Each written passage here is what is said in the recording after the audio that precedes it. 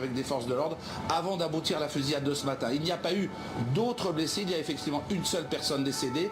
En tout cas, la dernière information que nous venons d'entendre de personnel d'aéroport de Paris, c'est que l'aéroport d'Orly Sud risque d'être bloqué toute la journée aujourd'hui. Toute la journée, donc on n'est pas... on pensait que l'opération pouvait peut-être se terminer dans les prochaines minutes, dans les prochaines heures avec cet homme qui a été abattu. Ce n'est pas du tout le cas, Pierre Barretti. Non, je pense que ça va être assez long. D'abord parce que les policiers du RAID, du déminage qui sont là vont prendre toutes les précautions nécessaires.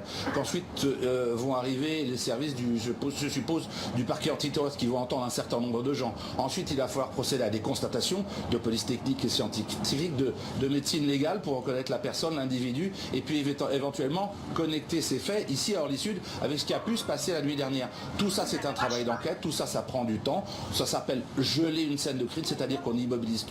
Donc pendant ce temps-là, il est très difficile de laisser le trafic commercial des avions se poursuivre. Pierre Barretti, vous restez avec nous. Yves Lefebvre, qui était en ligne avec nous de SGP Police, nous le disait, cette fusillade pourrait être liée à deux autres fusillades cette nuit et ce matin, la première fusillade à hauteur de Stein, où plusieurs individus circulant dans un véhicule s'en seraient pris donc à des forces de police.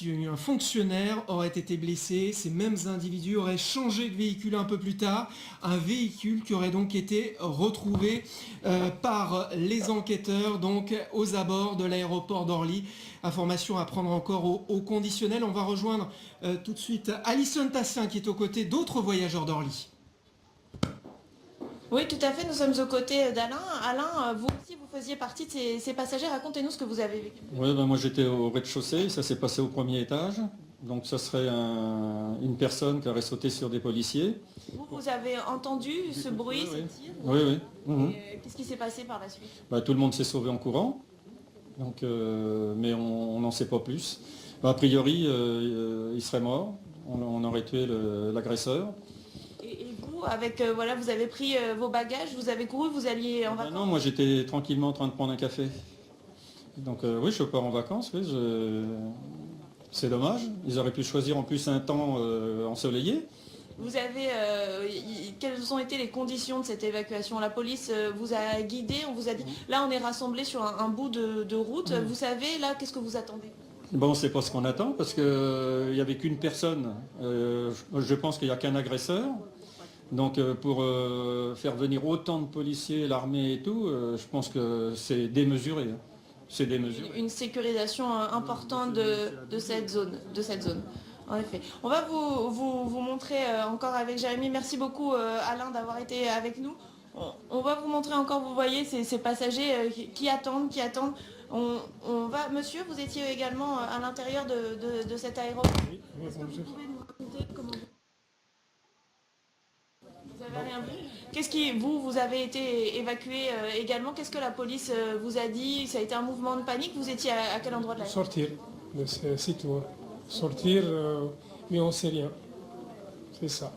Vous voyez, il y a beaucoup de passagers qui sont dans cette expectative, qui attendent donc justement d'avoir un peu plus d'informations, car on vous le disait, l'aéroport est bouclé et reste bouclé pour une grande partie de la journée. L'aéroport, donc on attend toujours ici plus d'informations. La police a établi un large périmètre de sécurité avec beaucoup de voitures de police. Merci beaucoup Alison, on vous retrouve évidemment tout au long de cette matinée. On va faire le point sur ce qui s'est passé avec vous Alexandre Aguet, vous êtes notre spécialiste police-justice et donc cet assaillant qui s'est jeté sur des militaires, il était 8h30 ce matin à l'aéroport d'Orly Sud. Oui, effectivement, il était 8h30, porte K à l'aéroport Orly Sud quand un homme s'est précipité sur une patrouille sentinelle en vue de se saisir d'une de leurs armes. Cet homme a été immédiatement abattu par les collègues qui étaient dans cette patrouille. Au tout début, toutes les informations dans la confusion, effectivement, on a parlé éventuellement d'un deuxième homme qui avait pu être abattu. Ce n'est pas le cas. Il y a un doute sur la présence d'une deuxième personne qui n'est pas totalement levée. C'est pour cela qu'une opération de sécurisation est en cours toujours à l'aéroport et que les terminaux, comme vous le disiez, ont été évacués et pour tenter de geler la scène. Et le RAID et les démineurs sont actuellement sur place pour verrouiller le secteur.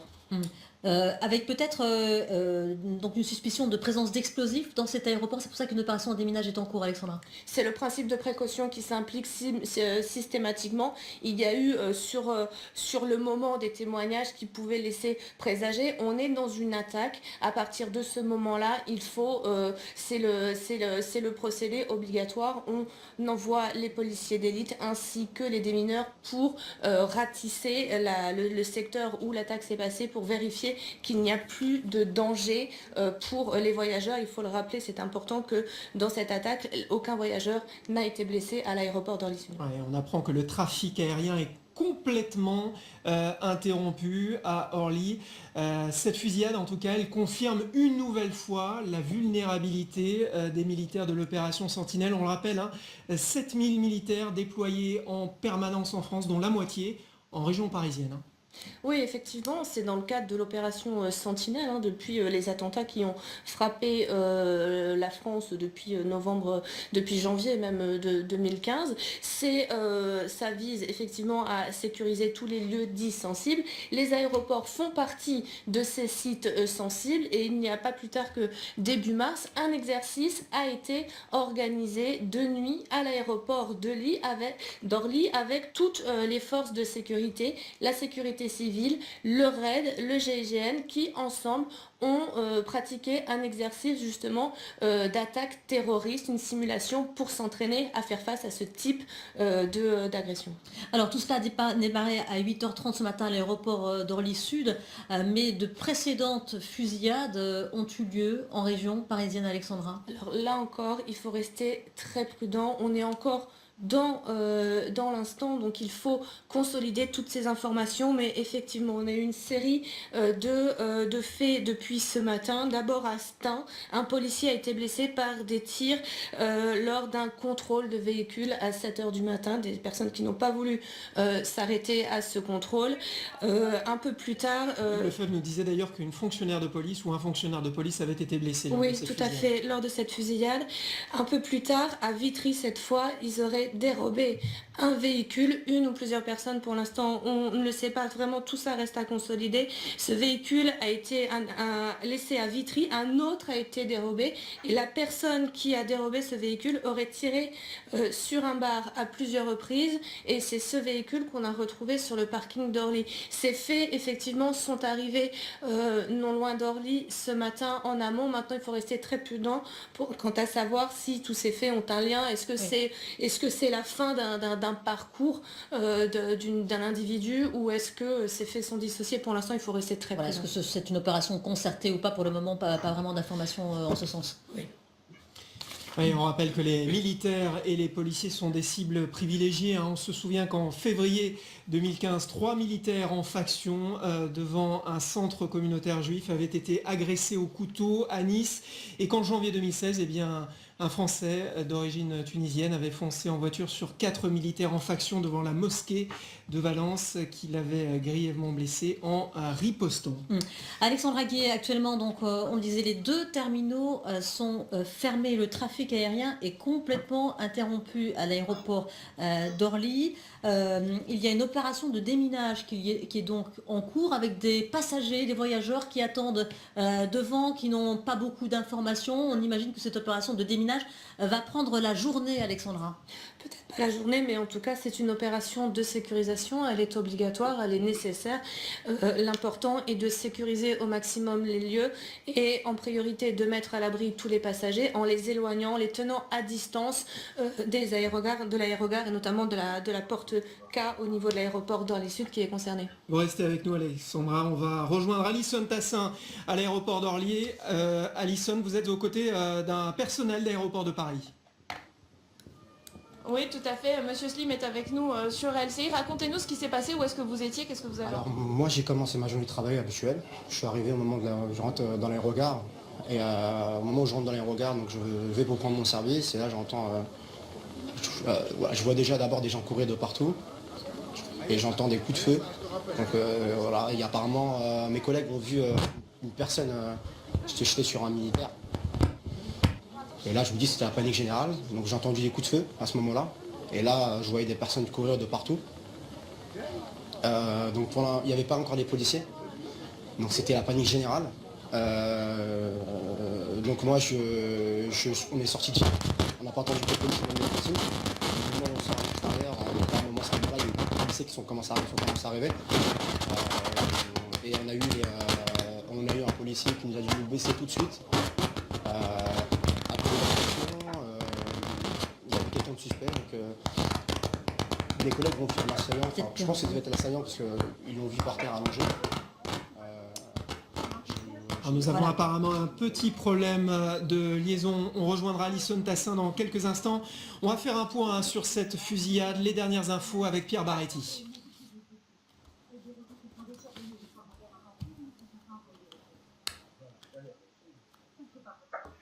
Pierre Baretti. On va reprendre dès le début le film des informations. 8h30, un homme arrive à l'entrée d'Orly-Sud, là-bas, derrière nous. Il tente d'arracher une arme à un militaire de l'opération Sentinelle. S'ensuit ensuite une course-poursuite. Les militaires ripostent, répliquent, le neutralisent, comme on dit en jargon militaire. Il le tue, il est tué apparemment à l'entrée d'un commerce, d'un restaurant d'Orly-Sud. Ensuite, tout va très vite. Le périmètre de l'aéroport sud et ouest sont progressivement bloqués. Tous les accès routiers sont fermés, d'où la panique des passagers qu'on entend. Une colonne d'assaut du raid arrive, elle est là, juste derrière nous. En ce moment, elle est en train effectivement d'effectuer un déminage pour éviter le piégeage éventuel des objets laissés. Ce qui est sûr en tout cas, une des convictions des enquêteurs, c'est que ce n'est pas un acte isolé, ça a peut-être commencé la nuit dernière en banlieue parisienne avec une série d'accrochages avec des forces de l'ordre avant d'aboutir à la fusillade de ce matin. Il n'y a pas eu d'autres blessés, il y a effectivement une seule personne décédée. En tout cas, la dernière information que nous venons d'entendre de personnel d'aéroport de Paris, c'est que l'aéroport d'Orly-Sud risque d'être bloqué toute la journée aujourd'hui.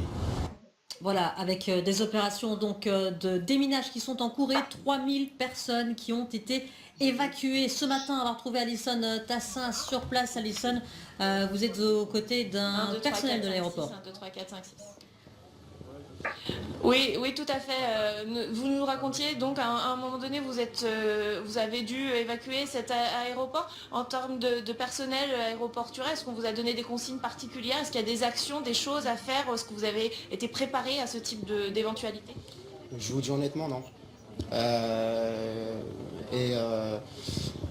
je vous dis, ça fait 7 ans que je travaille dans l'aérien. Et pour moi, il n'y a pas eu des... on aurait pu éviter peut-être cet attentat, je vous le dis. Parce que il y a 7 portes au niveau de l'extérieur, donc c'est vrai qu'il y a des militaires, mais voilà, on n'a pas eu de, on n'a jamais été préparé à ce genre de choses. Donc c'est vrai que ça fait vraiment peur. Et je vous dis, les policiers ont mis du temps à arriver, donc quand ils sont arrivés, c'était pas du tout rassurant. Je vous dis honnêtement, c'était pas du tout rassurant. Parce que même eux, je vous dis, j'ai même vu la crainte dans leurs yeux. Honnêtement, je les ai vus pas rassurants du tout. Donc j'ai eu le réflexe de donner des consignes à certains passagers. Qu'est-ce que vous leur avez dit? Je leur avais demandé, je leur ai dit honnêtement, parce qu'il y en a qui voulaient quand même rentrer, ils pensaient qu'à leur vol, ils voulaient pas rater leur vol. Donc je leur ai dit de se mettre à l'abri, de courir, de sortir vraiment de l'aérogare. Et après à ce moment-là, les policiers sont arrivés. Je vous dis, c'était vraiment pas, je vous dis, c'était pas rassurant du tout. Donc voilà.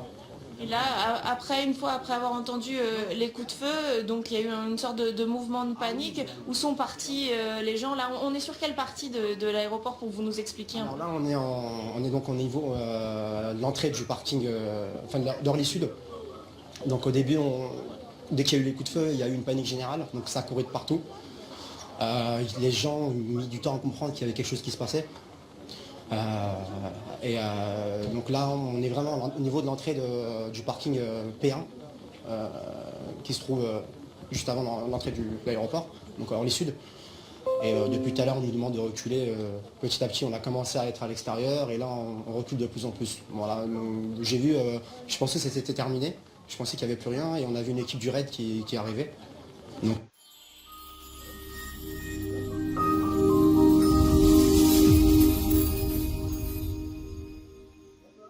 à ce moment-là, on a des passagers qui sont un peu inquiets, qui veulent rentrer dans l'aérogare. Moi, personnellement, j'ai essayé de les conseiller, de leur dire de rester à l'abri.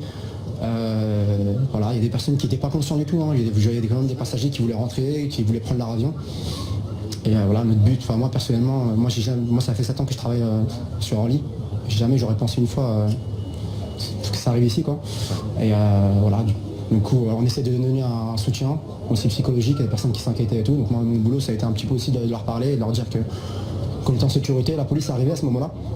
Et ils nous ont demandé d'évacuer. Et là où on a vraiment eu peur, moi personnellement j'ai vraiment eu peur. On a eu les policiers qui se sont baissés, qui nous ont demandé de nous baissez-vous. Voilà. La scène a duré combien de temps? La scène franchement, je vous dis, vraiment une bonne vingtaine de minutes. Pendant une vingtaine de minutes, ça a été une panique totale, générale.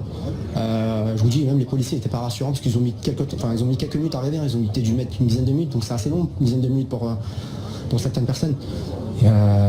Et je vous dis, quand ils sont arrivés, donc on était vraiment devant les regards. Et à ce moment-là, on a eu des policiers qui nous ont demandé de nous baisser. Et même eux se sont baissés, voilà, parce que ça courait de partout. Et voilà, ça a été la panique générale. Voilà, donc j'ai des collègues à moi qui étaient en train d'enregistrer, qui sont passés derrière au niveau des tapis bagages. Voilà, et moi j'ai vu de loin, j'ai vu quelqu'un qui était allongé par terre, donc voilà, j'ai vu quelqu'un, donc je pense que ça devait être assaillant sûrement. Voilà. Merci beaucoup Céline, en tout cas on le répète, qui est agent d'escale ici au terminal sud d'Orly. On va vous montrer très rapidement, Johanna, notamment ces images avec ce périmètre de sécurité qui s'agrandit autour d'Orly Sud, des centaines de personnes qui souhaitaient tout simplement se rendre, qui avaient un vol ce matin, qui souhaitaient se rendre au terminal Orly Sud, qui sont bloqués maintenant depuis 1 heure facilement ici à Orly. On le rappelle, le trafic est interrompu, il y a une longue file d'attente, un bouchon de plus de 3 km. On a pu le remonter justement à pied un peu plus tôt avec Mathieu Coache, ici aux abords d'Orly Sud. Saber Defarge, aux abords d'Orly Sud, donc près de Paris, des scènes de panique d'une vingtaine de minutes. C'est ce que nous disait le témoin que l'on vient d'entendre vers 8h30 ce matin dans le hall 1 de l'aéroport d'Orly Sud. Un homme a volé une arme à un militaire de Sentinelle. Il s'est réfugié dans un commerce de l'aéroport. Il a été abattu par les forces de sécurité. Il n'y a aucun blessé. C'est important de le rappeler, mais sachez-le, l'aéroport a été totalement évacué. Près de 3000 personnes ont quitté ce terminal sud. Les passagers qui se trouvaient dans le terminal ouest ont été confinés. Les forces de sécurité, vous le voyez, sont bien évidemment sur place. Les 2 terminaux sont entièrement bouclés. Impossible d'y accéder et l'enquête avance très rapidement. Cécile Olivier du service police-justice de BFM TV est avec nous. Cécile, on peut le dire, la police s'intéresse à un contrôle cette nuit en Seine-Saint-Denis, un contrôle qui a mal tourné.